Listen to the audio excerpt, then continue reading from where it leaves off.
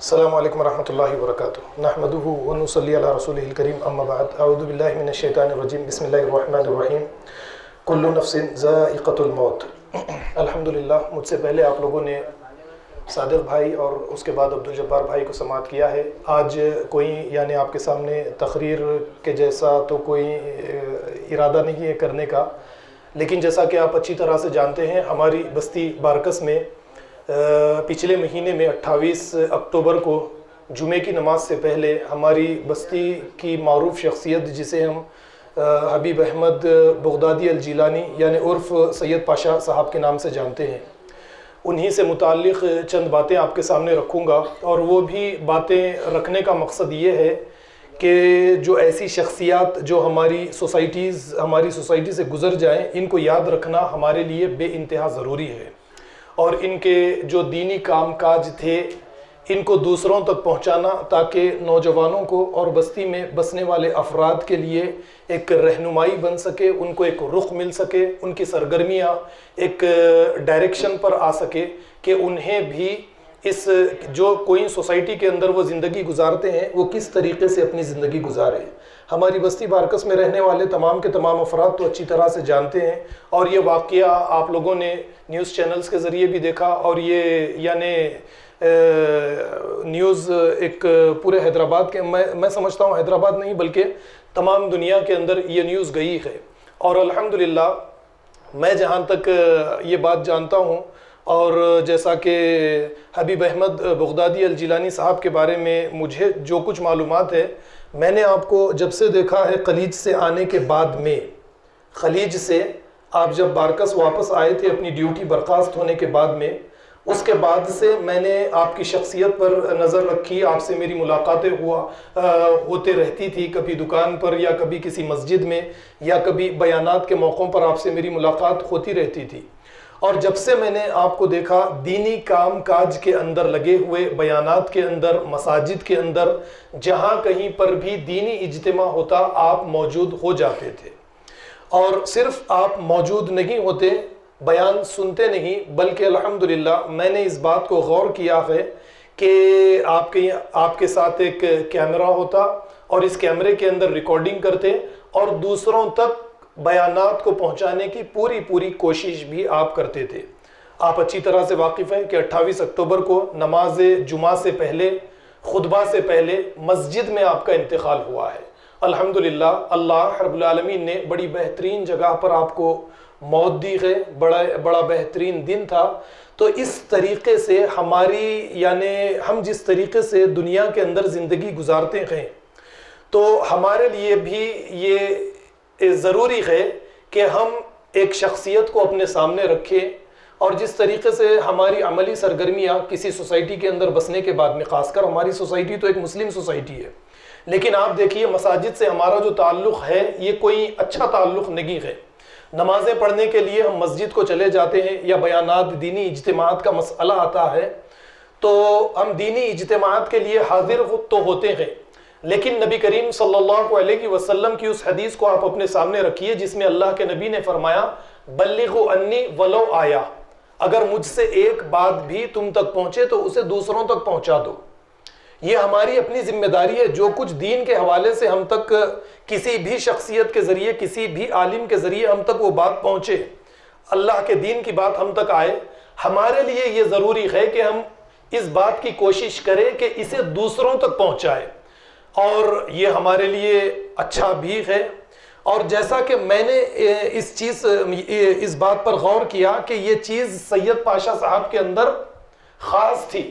صرف بارکس کی مساجد تک آپ محدود نہیں تھے، ویسے آپ اچھی طرح سے جانتے ہیں کہ مسجد توحید میں ہر جمعے کا خطبہ آپ ریکارڈنگ کرتے اور اس کے بعد میں اسے نشر کر دیتے تھے، یہ ایک بڑا اچھا کام تھا، اور ساتھ ساتھ آپ اگر دیکھیں گے صرف مسجد توحید تک آپ محدود نہیں تھے، بلکہ مسجد توحید یا بارکس سے اگر آپ ہٹیں گے شہر حیدرآباد میں کہیں پر بھی کوئی عالم آتا، کوئی گاؤں میں، کوئی اضلاع میں، آپ وہاں پر بھی ہم سے پہلے موجود ہو جاتے تھے، اور پھر آپ سید پاشا صاحب کی عمر دیکھیں گے تو ہم سے زیادہ آپ کی عمر ملے گی، میرا اپنا اندازہ 70 سال 72 سال تو آپ کی عمر ہو سکتی ہے، لیکن اس کے باوجود دیکھیے کہ دین سے محبت، دین سے یعنی دین کو دوسروں تک پہنچانے کا جذبہ آپ کے اندر کتنا تھا کہ آپ نہ وقت دیکھتے، نہ رات دیکھتے، نہ دن دیکھتے، نہ دھوپ دیکھتے، نہ چھاؤں دیکھتے۔ میں نے اس بات کو محسوس کیا آخر ہم سے پہلے وہاں پر موجود ہوتے۔ اور پھر اس کے علاوہ اگر آپ یعنی سید پاشا صاحب کی کچھ خصوصیات اگر آپ دیکھیں گے جو میں نے دیکھی ہے، تو آپ کو اس بات کا پتہ چلے گا کہ ہر ایک انسان سے بے انتہا محبت کرتے تھے۔ جب کبھی بھی میری آپ سے ملاقات ہوتی تو آپ اخلاق کے ساتھ پیش آتے، نرم گفتگو کرتے، دین کے بارے میں کچھ بات چیت ہوتی۔ اب اگر کبھی اختلافی بات چیت بھی ہوتی تو وہ بڑے اچھے انداز میں گفتگو کیا کرتے تھے۔ اس کی یعنی ایک انسان کو کس طریقے سے سوسائٹی کے اندر زندگی گزارنی چاہیے، اگر آپ یہ دیکھنا چاہتے ہیں تو ہماری بستی کی ایک مشہور شخصیت جن کا حال ہی میں انتقال ہوا، جنہیں ہم مولانا حبیب عبد الرحمن الحامد کے نام سے جانتے ہیں۔ مولانا حبیب عبد الرحمن الحامد جو ہمارے پڑوسی بھی ہے، اور ان کا انتقال حال ہی میں ان کا انتقال ہوا ہے۔ آپ ایک معروف اسکالر ہے اور تاریخ اسلام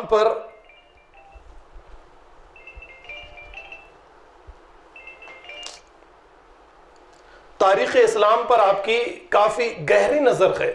سیرت رسول، سیرت صحابہ، آپ نے اگر کبھی آپ کو سننے کا موقع ملا ہے بستی کے کسی فرد کو، تو وہ اچھی طریقے سے جانتا ہے کہ صحابہ کرام کے نام، ان کا قبیلہ، ان کی کنیت، وہ کہاں پر پیدا ہوئے، کہاں پر ان کی وفات ہوئی، نبی کریم صلی اللہ علیہ وسلم کے تاریخی واقعات، یہ سارے کے سارے آپ کو یاد تھے، اور آپ تاریخ کے ساتھ، وقت کے ساتھ، مکان کے ساتھ بہترین انداز میں آپ پیش کرتے تھے۔ اور آپ کئی تاریخ کی کتابوں کے مصنف بھی گزر چکے ہیں۔ تو الحمدللہ میں نے اس بات پر غور کیا کہ سید پاشا صاحب، آپ کا مسلک، حبیب عبد الرحمن صاحب کا مسلک، میں یہ کہوں گا کہ الگ الگ تھا، لیکن اس کے باوجود جب کبھی بھی کوئی بیان ہوتا ہمارے پڑوسی حبیب عبد الرحمن الحامد صاحب کے یہاں پر، تو سید پاشا صاحب وہاں پر موجود ہوتے۔ نہ صرف موجود ہوتے بلکہ آپ کے بیانات کی ریکارڈنگ کرتے اور اس کے بعد میں اسے بھی نشر کر دیا کرتے۔ تو آپ ذرا غور کیجئے کہ اختلافات ہونے کے باوجود سوسائٹی کے اندر کس طریقے سے ہمیں زندگی گزارنی چاہیے۔ کوئی اہل الحدیث ہو، کوئی دیوبندی ہو، کوئی بریلوی ہو، یہ اپنی اپنی جگہ پر رہنا چاہیے، لیکن آپس میں محبت، ایک دوسرے کا احترام، ایک دوسرے کی بات چیت کو سننا، یہ چیز سید پاشا صاحب کے اندر موجود تھی۔ اور اس کو کئی مرتبہ میں نے دیکھا ہے۔ آپ حبیب عبد الرحمن صاحب کے ساتھ ہمیشہ موجود رہا کرتے تھے، جہاں کہیں پر بھی آپ کی تقریر ہوتی، کسی مسجد میں ہوتی، کسی گاؤں میں ہوتی، کسی فنکشن ہال میں ہوتی، وہاں پر آپ چلے جاتے۔ آپ ذرا غور کیجئے، حضرت علی کا ایک قول مجھ کو یہاں پر یاد آیا۔ حضرت علی کہتے ہیں کہ کون کہتا ہے یہ مت دیکھو، کون کہتا ہے یہ مت دیکھو، کیا کہتا ہے یہ دیکھو۔ تو یہ چیز آپ کے اندر موجود تھی۔ آپ یہ نہیں دیکھتے تھے کون سے مسلک کا ہے، کون سے فرقے کا ہے، کیا نہیں ہے، یہ تمام چیزوں پر آپ نظر نہیں ڈالتے تھے۔ اور جیسا کہ قرآن کریم میں اللہ نے سورہ انفال میں بھی فرمایا وَأَلَّفَ بَيْنَ قُلُوبِهِمْ، اللہ تعالیٰ نے آپس میں لوگوں کے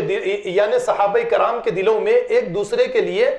محبت ڈال دی ہے۔ تو یہ چیزیں آپ کو حبیب عبد الرحمن الحامد صاحب، سید پاشا صاحب، یہ دونوں کے بیچ میں آپ کو نظر آتی ہے۔ تو ہماری سرگرمیوں کا رخ ایک مسلم سوسائٹی میں رہنے کے بعد، مسلم معاشرے میں رہنے کے بعد میں کیا ہونا چاہیے، ٹھیک اسی طریقے کا ہماری سرگرمیوں کا رخ بھی ٹھیک اسی طریقے کا ہونا چاہیے۔ ایک دوسرے سے اختلاف رکھنے کے باوجود ایک دوسرے سے ملاقات کریں، ایک دوسرے کی بات چیت سنیں، ایک دوسرے کے مسلک کو، ان کے مذہب کو سمجھنے کی کوشش کریں۔ جو باتیں صحیح لگے اسے قبول کریں، جو باتیں سمجھ میں نہ آئے اسے چھوڑ دیجئے، کوئی مسئلہ نہیں ہے۔ کیونکہ اللہ رب العالمین نے خود قرآن میں فرمایا فَمَنْ شَاءَ فَلْيُؤْمِنْ وَمَنْ شَاءَ فَلْيَكْفُرْ، جو چاہے اقرار کرے، جو چاہے انکار کر دے۔ یعنی انسان کے اوپر کسی قسم کی کوئی زبردستی نہیں ہے۔ اب آپ دیکھیے صرف یہیں تک نہیں، بلکہ ہمارے پڑوسی حبیب عبد الرحمن الحامد صاحب جو ہیں، ان کے ایک خاص دوست ہیں نادر المزدوسی، جو اشعار سے بے انتہا محبت کرتے ہیں، اشعار کی محفلیں بھی منعقد کرتے ہیں۔ میں نے سید پاشا صاحب کو ان کی محفلوں میں بھی جاتے ہوئے دیکھا، وہاں پر بھی آپ ریکارڈنگ کرتے، ان کے بیانات بھی آپ نشر کر دیتے، یعنی آپ کے دل میں کسی کے لیے میں نے محسوس کیا کہ کوئی نفرت نہیں تھی۔ جیسا کہ آج کل ہمارے یہاں پر کچھ چیزیں، کچھ باتیں عام ہو چکی ہے، ایک مسلمان کسی جماعت سے اگر جڑ جاتا ہے تو اس ایک جماعت کے علاوہ دوسروں کے یہاں پر جانا، ان کی بات سننا یہ پسند نہیں کرتا۔ یہ چیز ٹھیک نہیں ہے۔ میں نے اس سے پہلے ہی آپ کے سامنے وہ حدیث آپ کے سامنے رکھ کر کچھ باتیں جس میں اللہ کے نبی صلی اللہ علیہ وسلم کی طرف منسوب کر کے یہ بتایا جاتا ہے کہ یہود 71 فرقوں میں،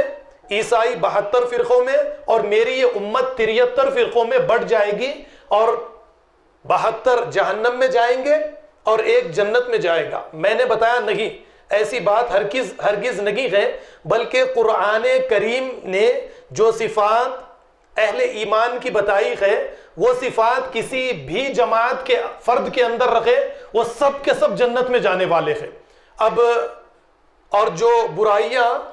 جہنمیوں کی قرآن نے گنائی ہے، وہ کسی بھی جماعت کے فرد کے اندر رکھے، وہ جہنم کے اندر جائے گا۔ اپنے آپ کو یہ کسی بھی جماعت کے ساتھ جوڑ لے۔ تو آپ یہاں پر دیکھیے سید پاشا صاحب کے جو اخلاق، آپ کا جو کردار ایک سوسائٹی میں جو ہونا چاہیے، وہ ہمارے سامنے رکھنے کے بعد میں ہماری یہ ذمہ داریاں بنتی ہے۔ جیسے ہماری اپنی بستی بارکس کے اندر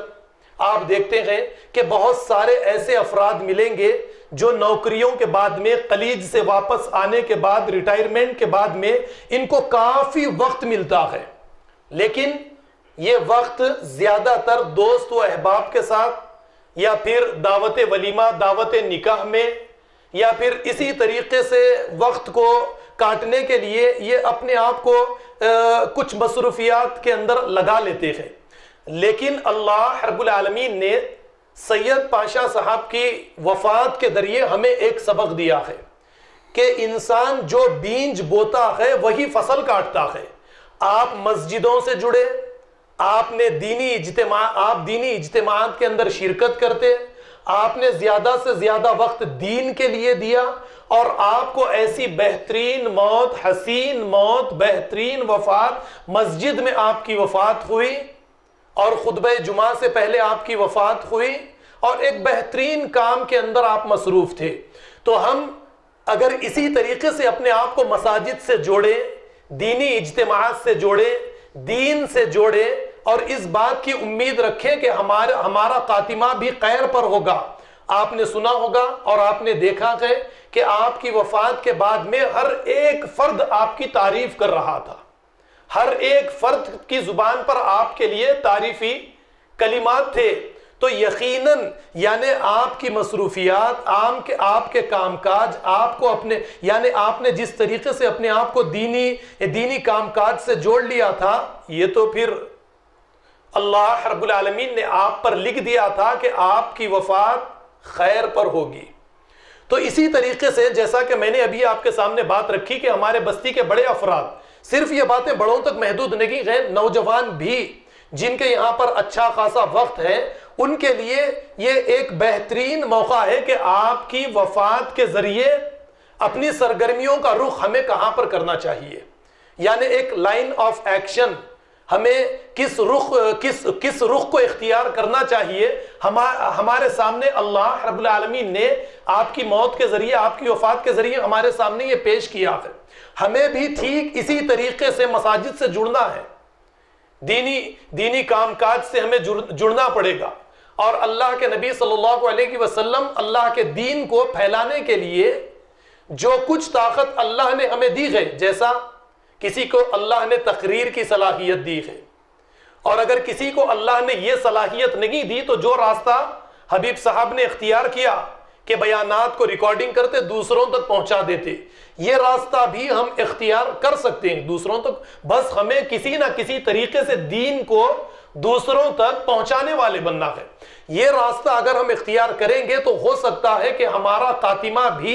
خیر پر ہو. صرف یہی نہیں, جیسا کہ میں نے حبیب عبد الرحمن الحامد صاحب کی بات آپ کے سامنے رکھی, نادر مزدودی صاحب کی بات آپ کے سامنے رکھی, ہم خلوت پر مولانا محمد یوسف صاحب کے بیانات سننے کے لیے جاتے تھے عشاء کی نماز کے بعد میں, اور ہمارے جانے سے پہلے حبیب احمد بغدادی الجیلانی ہم سے پہلے, ہم سے زیادہ بڑی عمر ہے لیکن ہم سے پہلے وہاں پر موجود ہوتے, ریکارڈنگ کی تیاری کرتے, ریکارڈنگ کرتے, بیان ہونے کے بعد میں ایسے فوراً نشر کر دیتے تھے. تو دیکھیے آپ کی تڑپ, آپ کا جذبہ دین کو دوسروں تک پہنچانے کی لگن نے آپ کو کہاں سے کہاں تک پہنچا دیا. آپ دنیا سے چلے تو گئے لیکن جانے کے بعد میں آپ کی موت, آپ کی وفات پر ہر ایک فرد رشک کر رہا تھا, فخر کر رہا تھا, آپ کی تعریفیں بیان کر رہا تھا. اس لیے کہ آپ نے اپنی مصروفیات کو کہاں پر لگایا؟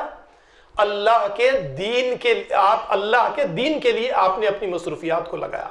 یہ چند کلمات آج کے اس موقع پر میں نے ضروری سمجھے کہ آپ لوگوں کے سامنے پیش کیے جائیں تاکہ ہم بھی اسی طریقے سے اپنے آپ کو دین سے جوڑیں. اپنی جو مصروفیات ہے اس سے وقت نکال کر, یعنی جس طرح کا وقت نکال کر حبیب صاحب نے اپنے آپ کو دین سے جوڑا تھا, ہم بھی اسی طریقے سے اپنے آپ کو دین سے جوڑے. اور جیسا کہ قرآن کریم میں سورہ آل عمران کی آیت نمبر 133 ہوگی جس میں اللہ نے فرمایا وَصَارِعُوا إِلَى مَغْفِرَةٍ مِّن رَبِّكُمْ وَجَنَّةٍ أَرْضُهَا السَّمَاوَاتُ وَالْأَرْضُ أُعِدَّتْ لِلْمُتَّقِينَ. دوڑو اللہ کی مغفرت کی طرف, اس جنت کی طرف جس کی وسعت آسمانوں اور زمین کے برابر ہے, اور یہ جنت تیار کی گئی پرہیزگاروں کے لیے. یہ جنت تیار کی گئی ہے پرہیزگاروں کے لیے. تو ہماری یہ ذمہ داری ہے کہ ہم بھی دوڑے جنت کی طرف, اللہ کی مغفرت کی طرف. اور یہ جو راستہ حبیب صاحب نے اختیار کیا وہ راستہ ہمیں اختیار کرنا پڑے گا, اور جب یہ راستہ ہم اختیار کریں گے تو ہمارا خاتمہ بھی خیر پر ہوگا. اور دوسرے لوگوں کے لیے آپ نے, یعنی اللہ رب العالمین نے آپ کو ایک وسیلہ بنایا کہ ایک انسان, ایک مسلمان کی زندگی سوسائٹی کے اندر کس طریقے کی ہونی چاہیے. خاص کر ان بڑے اشخاص کے لیے جو 40 سال 50 سال سے زیادہ جن کی عمریں ہو چکی ہیں, ان کے لیے تو یہ ضروری ہے کہ یہ اپنے آپ کو مساجد سے جوڑے, دین سے اپنے آپ کو جوڑے, دین کے علم کو حاصل کرے اور اسے دوسروں تک پہنچانے کی کوشش کرے, یا اپنی صلاحیتوں کے مطابق جو بھی طریقہ وہ اختیار کر سکتے ہیں اس کے مطابق دوسروں تک پہنچانے کی پوری کوشش کرے. یہ چند کلمات تھے, میں نے مناسب سمجھے کہ آج آپ کے سامنے پیش کیے جائیں. ویسے میں نے ابھی ارادہ کر لیا تھا کہ روحانی تہذیب اور مادی تہذیب اسے موضوع بنا کر کچھ باتوں کو آپ کے سامنے رکھوں گا, لیکن وقت زیادہ ہو چکا تھا تو پھر میں نے سوچا کہ آج اس موقع پر آپ کے سامنے یہ باتوں کو, یعنی آپ کی وفات سے متعلق کچھ اہم باتوں کو آپ کے سامنے پیش کر دیا جائے. اس سے پہلے میں نے یعنی ہماری بستی کی ایک معروف شخصیت شیخ صالح بن سالم بہتاب رحمۃ اللہ علیہ کے اوپر بھی ایک خطبہ جمعہ دیا, اور یہ بتانے کی کوشش کی تھی کہ آپ نے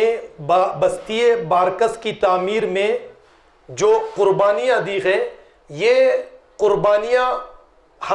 ان قربانیوں کے ذریعے ہمیں زندگی لینی ہے. تو اس موقع پر بھی میں نے بہت ساری باتیں رکھی تھی. انشاءاللہ العزیز میں نے ارادہ کیا ہے کہ تاریخ ساز شخصیات کے بارے میں, تاکہ ان کی تاریخ ہم یاد رکھیں, آپ کے سامنے ایک کے بعد ایک باتوں کو موقع جیسے مجھے ملتا جائے گا پیش کرنے کی پوری کوشش کروں گا انشاءاللہ العزیز. اللہ سے دعا ہے کہ جو کچھ بھی کہا گیا ہے اللہ تعالی ہمیں اس پر عمل کرنے والا, دوسروں کو عمل کی دعوت دینے والا بنائے. وآخر الدعوانا ان الحمدللہ رب العالمین, والسلام علیکم ورحمۃ اللہ وبرکاتہ.